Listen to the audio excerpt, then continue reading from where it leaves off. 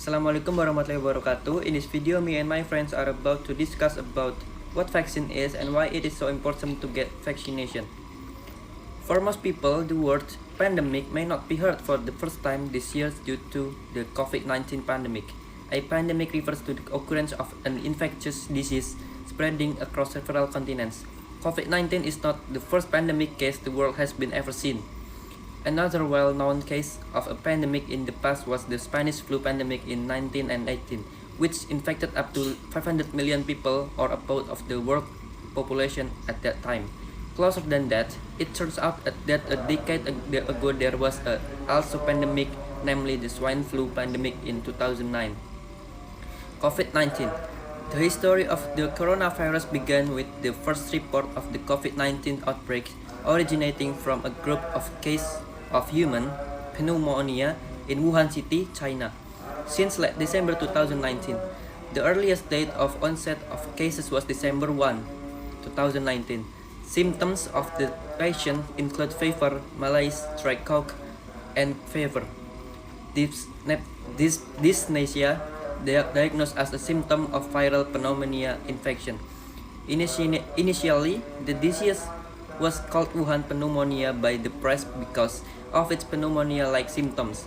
Genome sequencing results indicate that the causative agent is a new coronavirus. The World Health Organization, or WHO, temporarily named the new virus 2019 novel coronavirus on January 12, 2020, and then officially changed it to coronavirus disease 2019, or COVID-19, on February 12, 2020.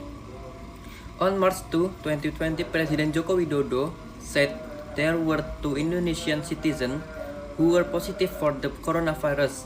Both are residents of Depok, West Java. In a press conference at that time, Jokowi said that based on the results of the team from the Ministry of Health, the 2 people contracted the coronavirus after contact with Japanese citizens.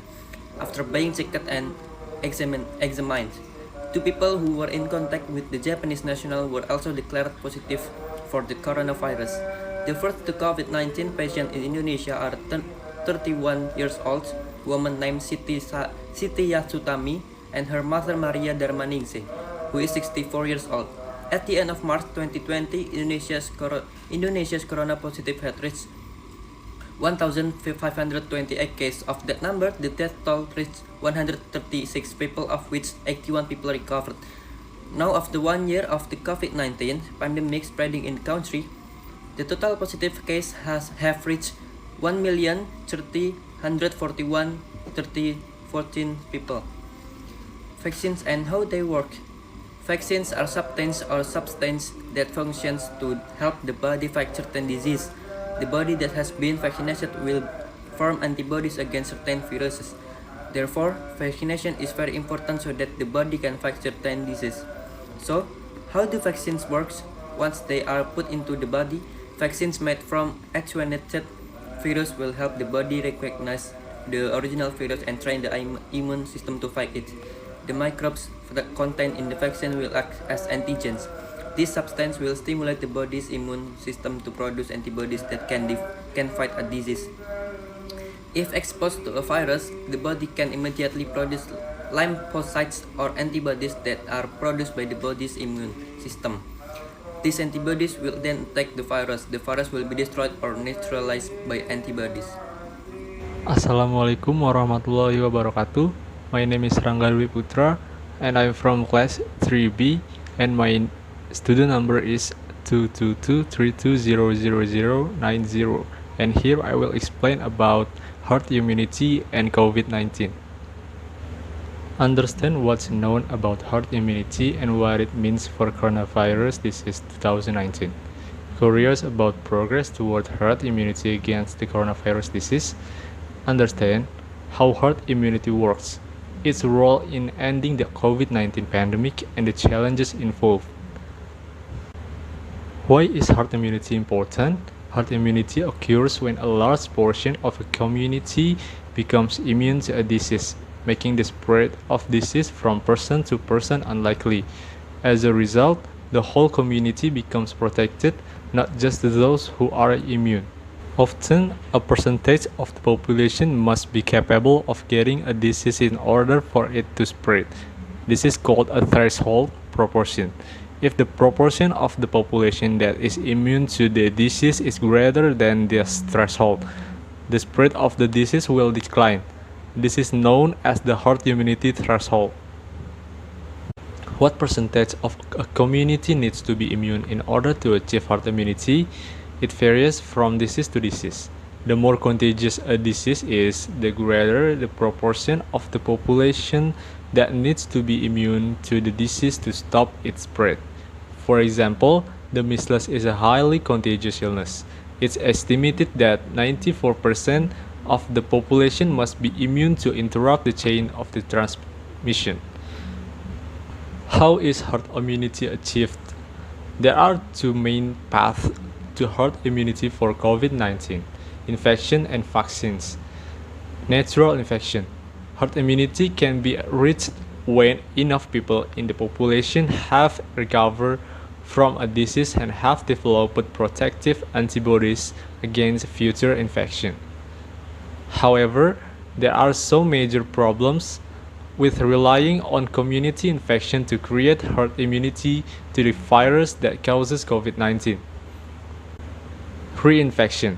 It's not clear how long you are protected from getting sick again after recovering from COVID-19. Even if you have antibodies, you could get COVID-19 again. Health impact. Experts estimate that in the US, 70% of the population, more than 200 million people, would have to recover from COVID-19 to halt the pandemic. This number of infections could lead to serious complications and millions of deaths, especially among older people and those who have existing health conditions. The healthcare system could quickly become overwhelmed.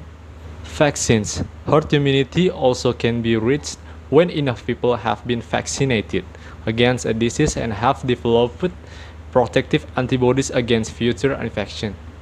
Unlike natural infection method, vaccines create immunity without causing illness or resulting complications. Using the concept of herd immunity, vaccines have successfully controlled contagious diseases such as smallpox, polio, diphtheria, rubella, and many others. Herd immunity makes it possible to protect the population from a disease, including those who can be vaccinated, such as newborns or those who have compromised immune system. The US Food and Drug Administration has approved one COVID-19 vaccine and given emergency use authorizations to a handful of COVID-19 vaccines. But reaching herd immunity through vaccination against COVID-19 might be difficult for many reasons. For example, vaccine hesitancy. Some people may object to getting a COVID-19 vaccine because of religious objections, fears about the possible risk, or skepticism about the benefits. If the proportion of vaccinated people in the community is below the herd immunity threshold, a contagious disease could continue to spread. Protection questions. It's not clear how long the COVID-19 vaccines will protect you from COVID-19. Further research is needed to see how much the COVID-19 vaccines reduce transmission of the COVID-19 virus. Also, research suggests that COVID-19 vaccines may have lower efficacy against some of the variants of the virus COVID-19. New variants, which could be more resistant to vaccines, are regularly emerging. Uneven vaccine rollout. The distribution of COVID-19 vaccines has greatly varied among and within countries. If one community achieves a high COVID-19 vaccination rate and surrounding areas don't, outbreaks can occur if the populations mix. How can you slow the transmission of COVID-19? When possible, get a COVID-19 vaccine. If you are fully vaccinated, you can return to doing activities you might not have been able to do because of the pandemic, including not wearing a mask or social distancing in any setting, except where required by a rule or law. However, If you are in an area with a high number of new COVID-19 cases in the last week, the CDC recommends wearing a mask indoor in public and outdoor in crowded areas or when you are in close contact with unvaccinated people. I think that's all from me. Thank you. Assalamualaikum warahmatullahi wabarakatuh. The coronavirus pandemic has reached almost every country in the world. Its spread has left national economies and business counting the cost, as governments struggle with new lockdown measures to tackle the spread of the virus despite the development of new vaccines. Many are still wondering what recovery could look like. The economic impact of the virus are, first, global shares in flux, big shift in stock markets where shares in companies are bought and sold, can affect the value of pensions or individual savings accounts or ISAs.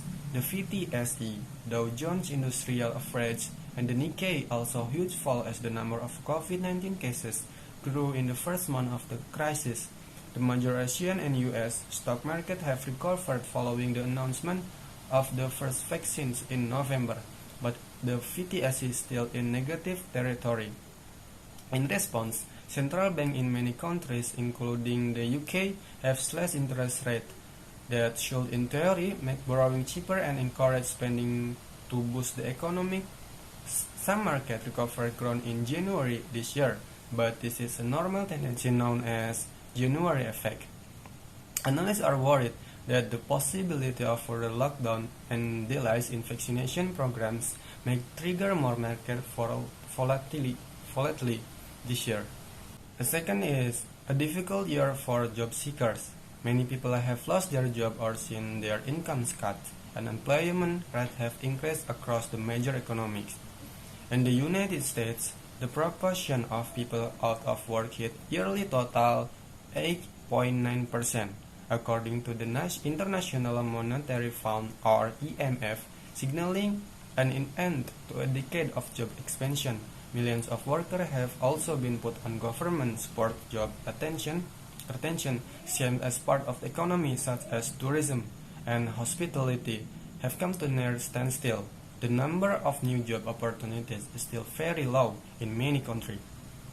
Job vacancies in Australia have returned to the same level of 2019, but they are lagging in France, Spain, the UK, and several other countries. Most of countries now in recession. If the economy is growing, that generally means more wealth and more new jobs. It measured by looking at the percentage change in gross domestic product or the value of goods and service products. Typically over 3 months or a year, the IMF estimates that the global economy shrunk by 4.4% in 2020. The organization described the decline as the worst since the Great Depression of the 1930s. Fourth, travel still far from taking off. The travel industry has been badly damaged, with airlines cutting flights and customers canceling business trips and holidays. New variants of the virus discovered only in recent months have forced many countries to introduce tighter travel restrictions. Data from the flight tracking surveys, Flightradar 24, shows that the number of flights globally took a huge hit in 2020, and it is still a long way from recovery. Hospitality sector has shut its door worldwide. The hospitality sector has been hit hard, with millions of jobs and many companies bankrupt. An industry-leading intelligence company that covered over 35 million hotel and rental listings worldwide has registered as a wall in reservation and all the top travel destinations. Billions of dollars have been lost in 2020, and although the forecast for 2021 is better, many analysts believe that international travel and tourism won't return to the normal pre-pandemic levels until around 2025. And for the last one is shopping at home. Retail footfall has been unprecedented falls as shoppers stay at home. New variants and surge in cases have made problems worse. Pedestrian numbers have fallen further from the first lockdown. According to the research firm Shopper Track, spread research suggests that consumers are still feeling anxious about their return to the stores. Accountancy giant EY says 67% customers are now not willing to travel more than 5 kilometers for shopping. This change in shopping behavior has significantly boosted online retail with a global revenue of $3.9 trillion in 2020. The reason why vaccines are important is the ability to eradicate pandemic. One example is smallpox. Smallpox was an infectious disease caused by one of two virus variants, variola major and variola minor. The agent of variola virus or VAV belongs to the genus of the pox virus. Once inhaled, the variola virus invaded the mucous membranes of the mouth, throat, and respiratory tract. From there, it migrated to regional lymph node and began to multiply. In the initial growth phase, the virus seemed to move from cell to cell, but by around the 12th day, widespread lysis of infected cells occurred and the virus could be found in the bloodstream in large numbers, a condition known as viremia. This resulted in a second wave of multiplications in the spleen, bone marrow, and lymph nodes. The smallpox symptoms include fever and some vomiting. This was followed by formation of ulcers in the mouth and a skin rash. After a number of days, the skin rash turned into characteristic fluid-filled blisters with a dent in the center. The bumps then scabbed over and fell off, leaving scars. Smallpox virus tended to attack skin cells, causing the characteristic pimples or macules associated with the disease. A rash developed on the skin 24 to 84 hours. Lesions on the mucous membrane appeared. Typically, the macules first appeared on the forehead and then rapidly spread to the whole face, proximal portions of extremities, the trunk, and lastly, the distal portions of extremities. The process took no more than 24 to 36 hours, after which no new lesions appeared. At this point, variola major infection could take several very different courses, which resulted in 4 types of smallpox disease based on the raw classification: ordinary, modified, malignant or flat, and hemorrhagic smallpox. Historically, ordinary smallpox had an overall fatality rate of about 30%, and the malignant and hemorrhagic forms were usually fatal. The incubation period between contraction and the first obvious symptoms of the disease was around 12 days. The disease was spread between people or via contaminated objects. Prevention was achieved mainly through the smallpox vaccine. The origin of smallpox is unknown. However, the earliest evidence of the disease dates to the 3rd century BCE in Egyptian mummies. The disease historically occurred in outbreaks.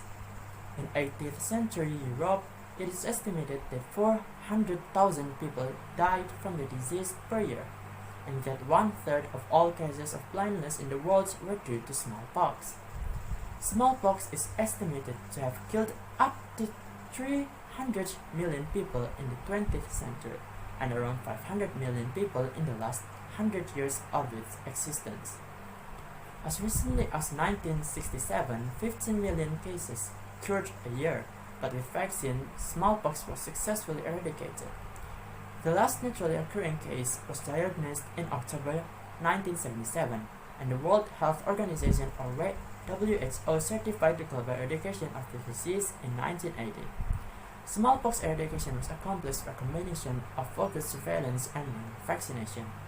Ring vaccination meant that anyone who could have been exposed to a smallpox patient was tracked down and vaccinated as quickly as possible, effectively corralling the disease and preventing its further spread. Smallpox vaccination within 3 days of exposure will prevent or significantly lessen the severity of smallpox symptoms in the vast majority of people. Vaccination 4 to 7 days after exposure can offer some protection from the disease or may modify the severity of the disease. Other than vaccination, treatment of smallpox is primarily supportive, such as wound care and infection control, fluid therapy, and modified ventilator assistance. Flat and hemorrhagic types of smallpox are treated with the same therapist, used to treat shock, such as fluid resuscitation.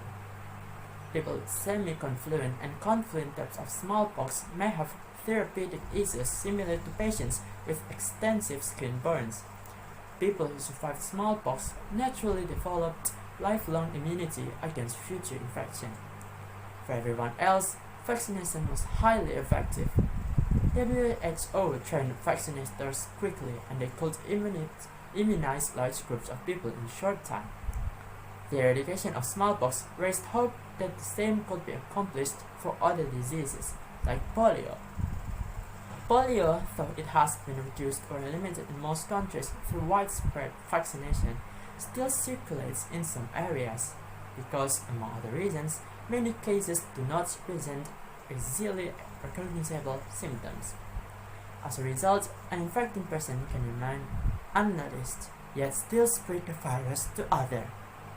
Measles is problematic in similar way, although the disease results in highly visible rash.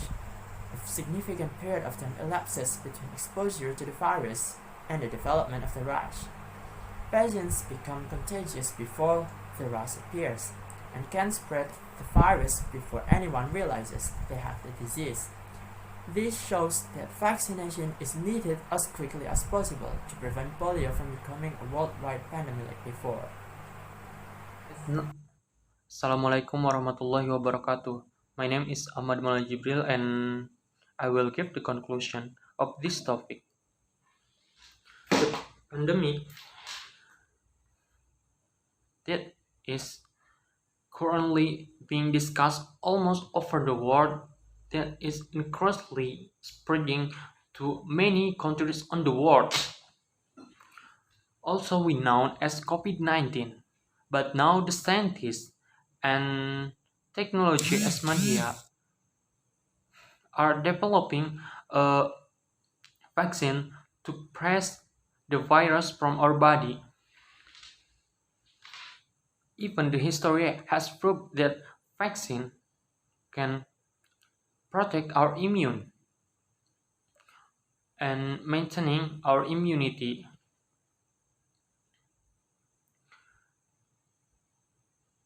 Some history are tells that vaccination can help eliminate disease itself. For example, is smallpox. Smallpox is recorded on history as a dangerous disease because it can make a person die because of the disease. Many people are scared to a people who get smallpox. But at 1980, the disease was curable by a vaccine. But even so, the vaccine can only protect the immune system, not permanently remove the virus from our body. To really remove the virus from our body, we need an antivirus, which is currently still being developed by scientists in this means of the pandemic era. Therefore, we need to start getting to carrying out health protocols in our own environment. We can do this by getting used washing hand with soap, wearing a mask when we are going out of the house, and keeping our distance from covered so we can stay away the COVID from our body.